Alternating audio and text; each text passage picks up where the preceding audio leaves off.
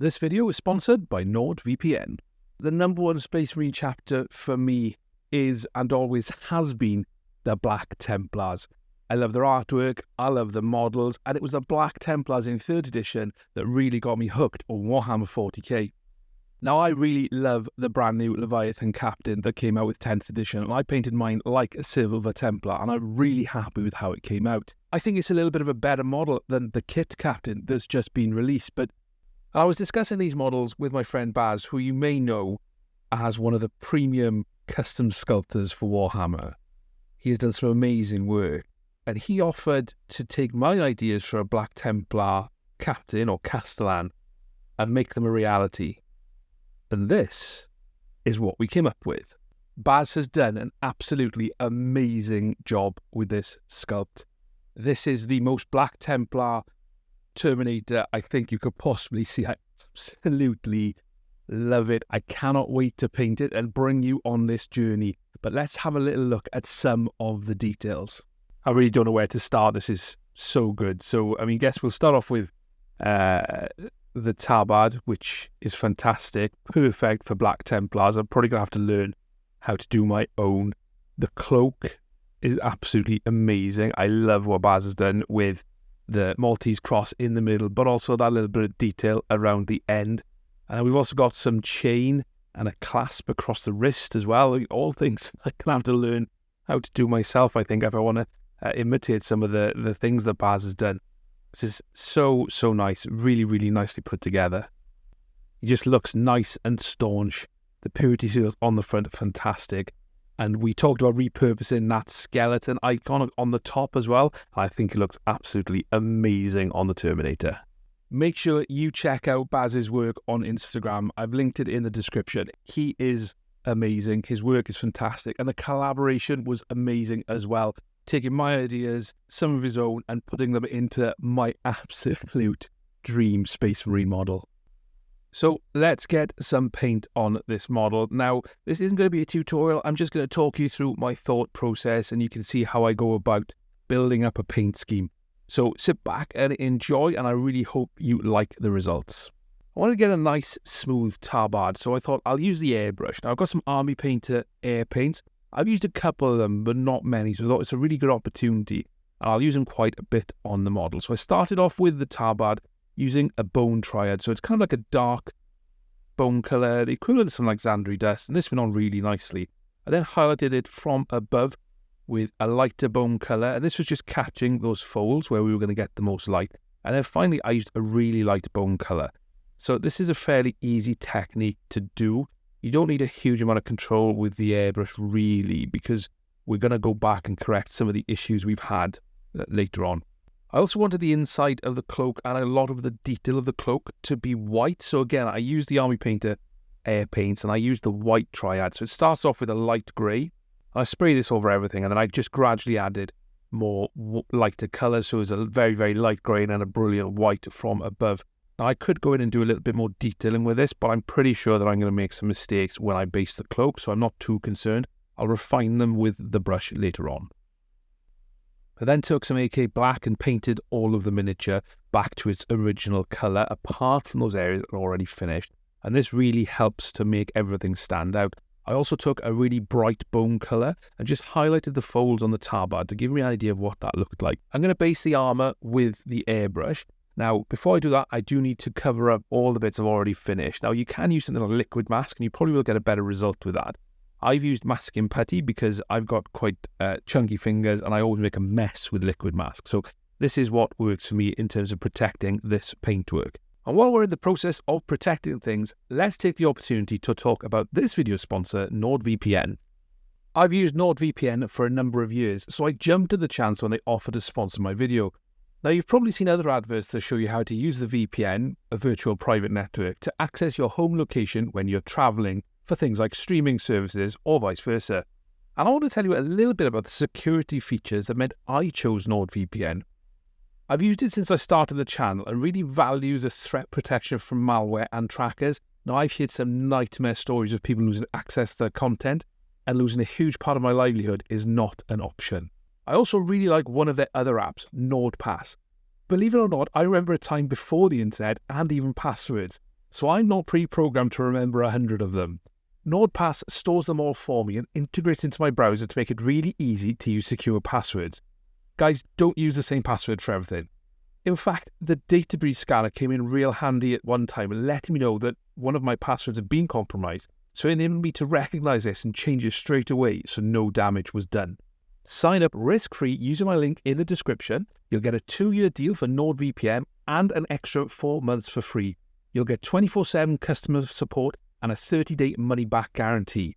You can also use one account to protect up to 6 devices, which is fantastic value. Now, back to the painting. So, to do the armour, like I said, I'm going to use the airbrush, and if you've seen me do this with a brush in the past, I use colours like Dark Reaper, Thunderhawk Blue, Fenrisian Grey. Well, Army Painter Air have got a triad of colours which are similar to this. They're probably a little bit too blue, but we're going to work our way up through these colours, again, shooting from above, and we are going to focus a little bit more on the shapes of the armour and what's going to catch the light, etc. Just to give us a little bit of volume. I will refine it with a brush later on, but this is a decent start.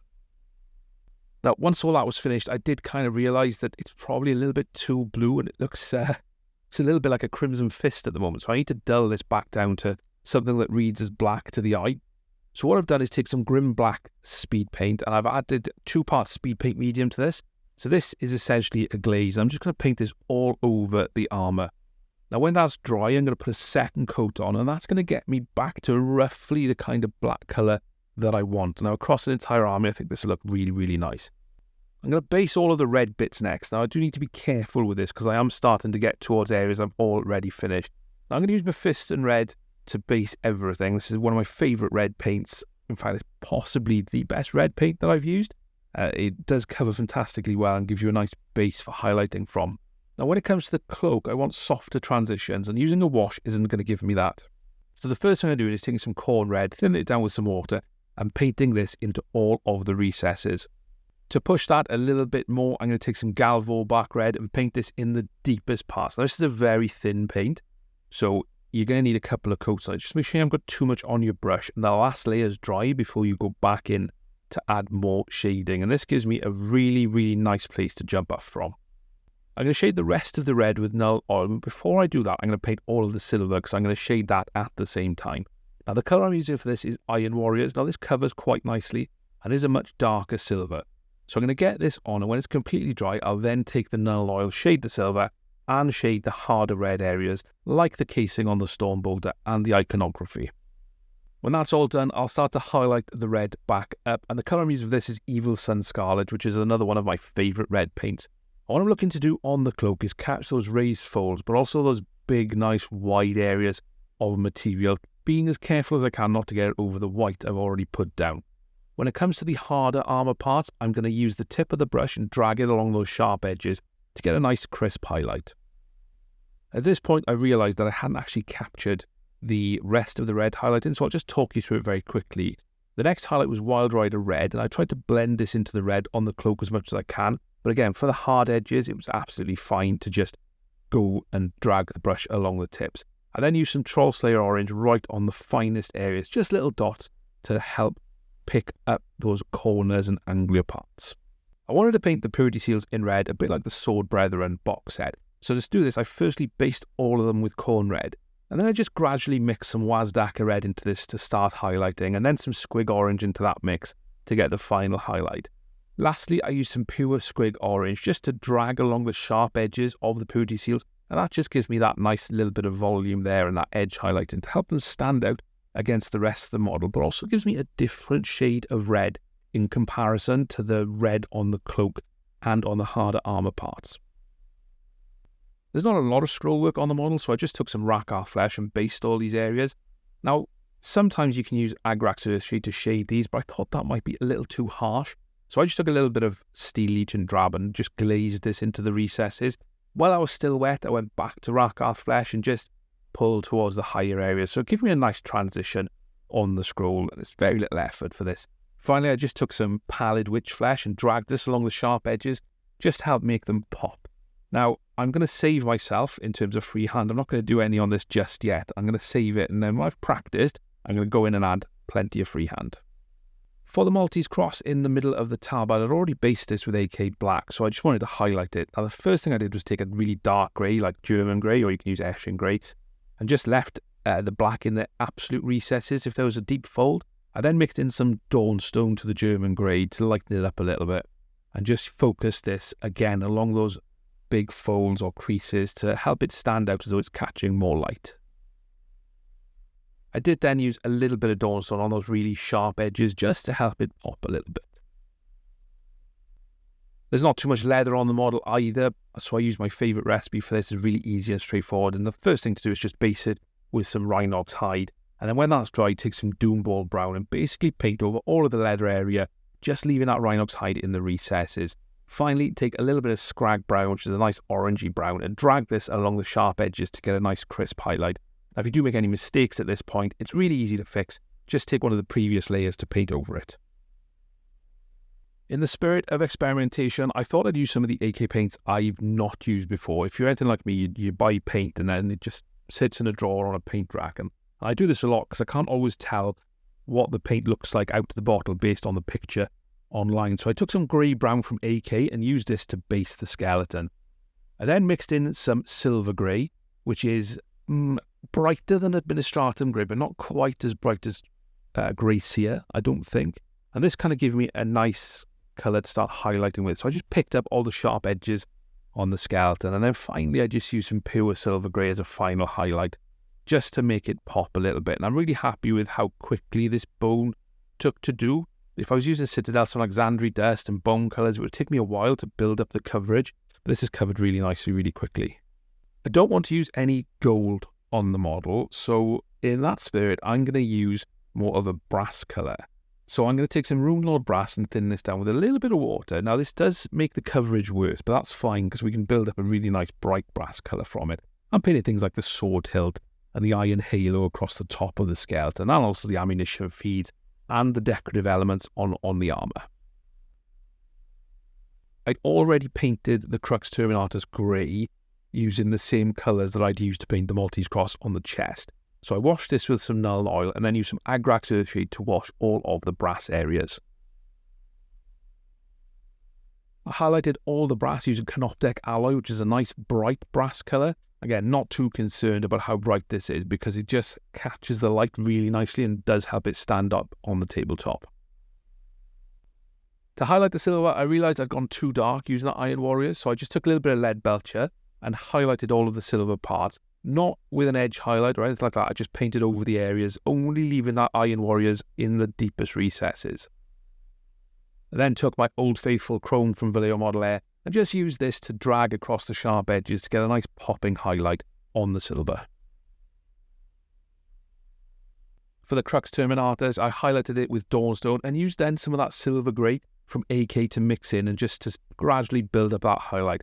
And one thing I've noticed when I use AK paints to mix is that they're very overpowering, so you only need a little bit. If you put too much in, then you're going to have to go back in with the original colour and add more of that just to get it to the tone you want. Just bear that in mind, particularly if you're mixing the black. I fixed any of the white details using Corax White, and this is a nice easy step as well, just to paint over some of the mistakes. This includes on the back of the cloak. I went back to some of those Army Painter air paints to shade some of the white areas, and the reason I did this is because they're very, very thin, so with only a little bit on my brush, it was really easy to get some nice shade and shadows in there. I used a little bit of Dawnstone as well, and this was a lot more awkward to use than using some of those Army Painter paints. So when I'm glazing in the future, or I need to shade something, that might be a nice, easy way of doing things. Finally, I highlighted it up using AK White. Now, I normally use both titanium white, but I couldn't find it at the time. But now as I look across my desk, it was right under my nose the entire time. So bad eyesight was not ideal in the Mini Painter to get that done. So that was the white all highlighted up, and it really started to pop quite nicely. The last thing I had to do was the armour, so all I did was go back to that Wolf Grey Army Painter air paint and just highlighted some of the sharpest edges, such as the angular squares on the shoulder pads, and this really gave me a nice pop to the armour, which I'm really, really happy with. I'm really chuffed with how the armour looks. Now, I'm sure you want to know how I painted the face. Well, I've got plenty of videos on how to do that, and I'll put a link to my favourite face painting tutorial at the end of the video.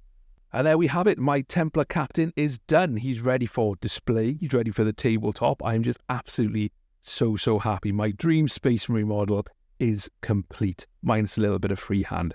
Thank you so much to NordVPN for sponsoring this video. Make sure you check out my link in the description or the pinned comment to get a 2-year deal with an extra 4 months for free. I really recommend it. I particularly recommend the Nord Pass function as well. Thanks to Baz for doing an amazing sculpt on this miniature. It is so good. Make sure you check out his Instagram to see some more amazing artwork.